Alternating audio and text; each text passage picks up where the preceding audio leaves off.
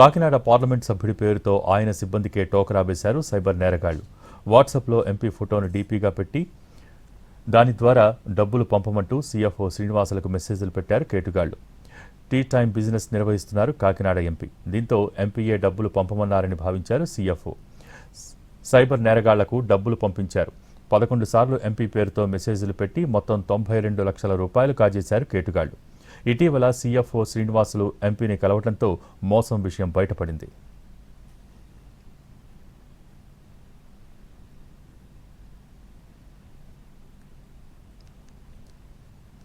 Kakinada parliament సభ్యుడి పేరుతో ఆయన సిబ్బందికే టోకరా వేశారు సైబర్ నేరగాళ్లు. వాట్సాప్లో ఎంపీ ఫోటోను డీపీగా పెట్టి దాని ద్వారా డబ్బులు పంపమంటూ సీఎఫ్ఓ శ్రీనివాసులకు మెసేజ్లు పెట్టారు కేటుగాళ్లు. టీ టైం బిజినెస్ నిర్వహిస్తున్నారు కాకినాడ ఎంపీ. దీంతో ఎంపీఏ డబ్బులు పంపమన్నారని భావించారు సీఎఫ్ఓ. సైబర్ నేరగాళ్లకు డబ్బులు పంపించారు. 11 సార్లు ఎంపీ పేరుతో మెసేజ్లు పెట్టి మొత్తం 92 లక్షల రూపాయలు కాజేశారు కేటుగాళ్లు. ఇటీవల సీఎఫ్ఓ శ్రీనివాసులు ఎంపీని కలవడంతో మోసం విషయం బయటపడింది.